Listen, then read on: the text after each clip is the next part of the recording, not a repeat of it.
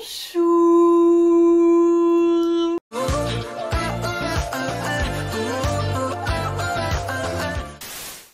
Avant de commencer la vidéo, j'ai le grand plaisir de vous annoncer que je serai au Kik Café le 2 mars prochain pour cet incroyable livre. Donc réservez votre après-midi si vous êtes sur Paris. Il y aura plus d'infos qui vont tomber d'ici là. Je vous tiendrai au courant de tout ça sur Instagram, donc n'hésitez pas à me suivre. Je vais avoir encore 2 dédicaces sur Bordeaux. Celle de Limoges du coup est reportée, je sais pas encore quand. Je vous tiens au courant de tout ça. Aujourd'hui, je suis ravie de vous retrouver pour mon tout premier journal de visionnage de 2024. Et vous allez voir, je commence l'année très fort. Le premier drama que j'ai en cours, c'est Welcome to Samdari, avec un casting de malade qui reprend un peu les vibes de Home Tom Cha Cha Cha pour ceux qui ont déjà vu et qui ont adoré la série. Je pense que c'est une série à peu près similaire. Pour le moment, je n'ai vu que 4 épisodes sur 16. J'avoue que c'est grave un comfort drama. Tu te sens tellement bien quand tu te poses devant. T'as vraiment tous ces personnages qui sont liés entre eux, soit par l'amitié, soit par la famille, soit par l'amour aussi. Et t'as vraiment, je trouve, les liens entre toutes ces personnes qui sont mis au cœur de l'intrigue. Et pour le moment, ces 4 premiers épisodes m'ont vachement dépaysé. Ça se passe sur l'île de Jeju, donc forcément t'as les magnifiques paysages. Franchement j'ai l'impression d'être en été déjà. Et à chaque épisode t'apprends un petit peu plus sur le passé de notre héros et de notre héroïne, pourquoi ils se sont séparés, tous les moments qu'ils ont passés ensemble, etc. Donc vraiment ne ratez pas les épilogues à chaque fin d'épisode, vous avez des scènes hyper importantes dedans. J'ai vu des gens dire que ça s'essoufflait au fil des épisodes. J'espère que moi je ne vais pas être de cet avis et que je vais continuer d'adorer, parce que pour le moment c'est parti pour être un coup de cœur. Ensuite, j'ai commencé The Sign, je sais pas comment ça se prononce, vous savez à quel point je suis nulle en anglais, enfin en tout cas en prononciation anglaise. Une boys love et franchement, je suis ultra fan aussi. Ça se passe dans le milieu policier, en fait dans les premiers épisodes tu suis les personnages durant leurs entraînements pour devenir flics et après tu les suis en fait dans les enquêtes. Ça fait vraiment du bien d'avoir un BL qui se place pas dans le milieu scolaire et il y a grave du suspense. Les personnages ont une alchimie de malade les gars. Dès les premiers épisodes, dès leurs premiers échanges, j'étais là waouh ça promet. Pour le moment, je me suis avalé les 5 premiers épisodes, mais comme les 2 derniers sont pas encore sortis, je ralentis parce que vous savez que je n'ai aucune patience et que moi commencer les dramas en cours c'est pas trop mon truc. Mais là j'étais trop tentée et effectivement pour le moment c'est vraiment ultra prometteur, je suis méga fan.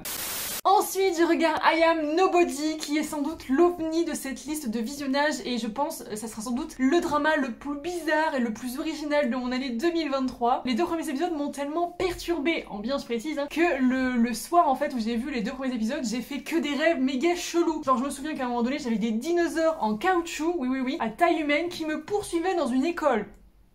Et le deuxième rêve dans la même nuit, c'était des petits vaisseaux extraterrestres qui dégommaient des grues de chantier. Et moi je devais calculer la trajectoire de la grue de chantier pour pas me faire écraser. Enfin je veux dire, c'est quoi ces rêves? Et bref, la série alterne moments avec un humour complètement barré, je viens de lancer mes lunettes, avec des scènes ultra sérieuses, avec des effets spéciaux qui sont quand même pas mal bons, ça dépend des scènes, mais franchement, ils se débrouillent bien. Si c'est jamais du coup la prochaine scène, sur quel ton elle va être, et je trouve que ce drama est ultra original. J'aime énormément la touche de fantastique qui est apportée du coup dans notre milieu présent. En plus, il y a des personnages qui gardent les arts martiaux traditionnels et qui du coup sont habillés encore avec les vestes traditionnelles, et du coup tu les vois avec des téléphones, et il y a cette espèce de décalage qui est trop cool et qui illustre tellement bien la série. C'est parti pour être un de mes méga coups de cœur de 2024, en tout cas l'un des dramas les plus bizarres que j'ai jamais vus. Et enfin j'ai commencé The Last Twilight, je suis méga fan. En fait c'est si doux, mais genre c'est si doux, c'est si bien fait, c'est pas du tout cringe comme ça peut être parfois. Je sais pas comment expliquer, mais ce couple me touche énormément. Bah déjà t'as un personnage qui est aveugle, donc déjà ça décuple tellement les sens, et pour vous dire, dans le dernier épisode que j'ai regardé, je crois que j'en suis à l'épisode 4 sur 12, il y a une scène où en fait il y a un des personnages qui prend la main de l'autre et qui la caresse, et c'est tellement doux, c'est tellement sensuel, ça m'a mis les larmes aux yeux tellement j'ai trouvé ça beau, enfin pour vous dire. Là encore on sort du cadre scolaire et c'est ultra bien fait, j'aime vraiment la relation que développent nos personnages et je pense que ça va être une de mes boys love préférées de tous les temps sans aucune hésitation. Enfin en tout cas si ça continue comme ça, vraiment ça peut que être un immense coup de cœur. J'ai vraiment un coup de cœur pour les personnages, le scénariste qui n'est pas du tout à son coup d'essai, c'est totalement géré son temps d'écran, je suis ultra fan. J'ai répété ultra fan durant toute la vidéo, mais vraiment les 4 dramas que j'ai en cours pour le moment, pépitas.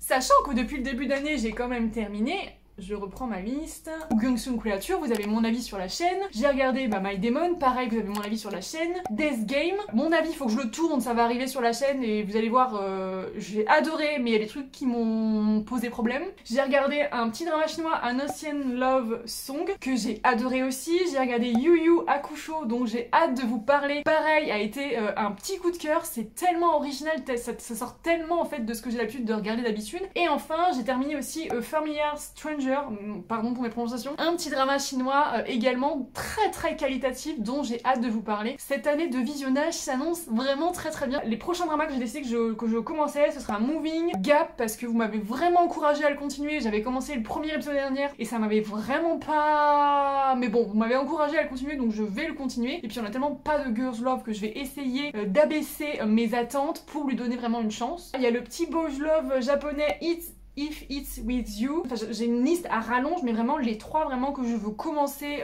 dès que j'en ai terminé un ou deux de ma liste, ce sera ceux-là. Donc voilà, dites-moi en commentaire, vous, quels sont vos dramas en cours, si vous avez vu les dramas dont je vous ai parlé dans cette vidéo, et si vous avez des beaux love à me conseiller, mais vraiment des top niveaux, parce que par exemple, vous savez que je ne supporte pas quand le consentement n'est pas consenti, et j'ai envie de trucs qualitatifs. Enfin, je trouve que là, les productions qu'on a récemment sont très bonnes, enfin, même si globalement, je suis ultra bon public, je sens que mes attentes commencent à augmenter. Donc voilà, je vous fais plein de bisous, et je vous dis à très vite pour une prochaine vidéo. Salam et popo, bye bye.